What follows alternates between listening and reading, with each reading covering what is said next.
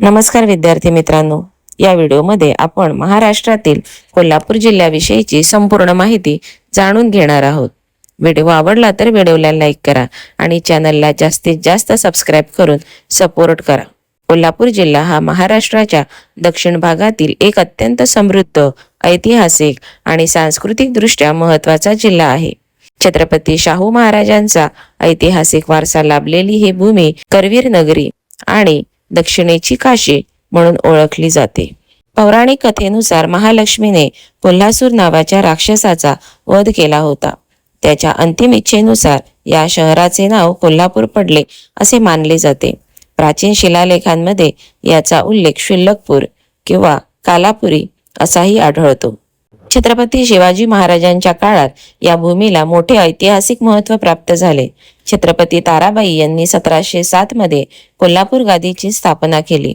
कोल्हापूरच्या विकासात राजश्री छत्रपती शाहू महाराजांचे योगदान अतुलनीय आहे. त्यांनी सामाजिक सुधारणा, शिक्षण, आरक्षण आणि शेती उद्योग क्षेत्रात क्रांती घडवून आणली.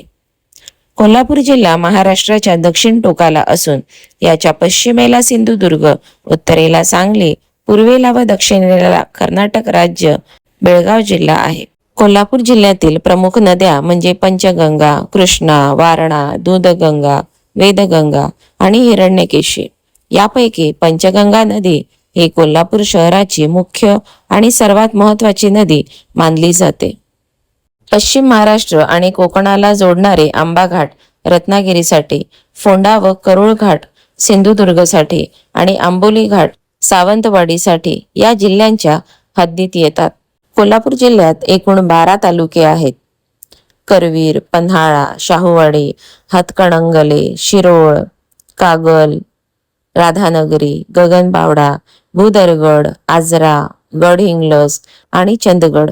कोल्हापूरची जमीन अत्यंत सुपीक असल्यामुळे ऊस हे येथील मुख्य नगदी पीक आहे. याशिवाय भात, ज्वारी, नाचणी चे उत्पादन मोठ्या प्रमाणावर घेतले जाते. कोल्हापूरचा गुळ हा संपूर्ण भारतात प्रसिद्ध असून येथील गुळाची बाजारपेठ आशियातील मोठ्या बाजारपेठांपैकी एक आहे. जिल्ह्यात साखर कारखान्यांचे मोठे जाळे आहे. तसेच इचलकरंजी हे शहर महाराष्ट्राचे मँचेस्टर म्हणून ओळखले जाते, कारण येथे कापड उद्योग मोठ्या प्रमाणावर चालतो. भोपरी हे गाव चांदीच्या कलाकुसरीच्या दागिन्यांसाठी जगप्रसिद्ध आहे. तसेच येथील टिकाऊ आणि सुबक कोल्हापुरी चप्पलला जागतिक स्तरावर GI टॅग भौगोलिक मानांकन मिळाले आहे. येथील काही प्रमुख पर्यटन स्थळे पाहू. श्री महालक्ष्मी मंदिर हे देशातील प्रमुख शक्तिपीठांपैकी एक असून हेमाडपंथी शैलीतील एक भव्य मंदिर आहे. पन्हाळगड आणि विशाळगड छत्रपती शिवाजी महाराजांच्या पराक्रमाची साक्ष देणारे हे ऐतिहासिक किल्ले पर्यटकांचे मुख्य आकर्षण आहेत.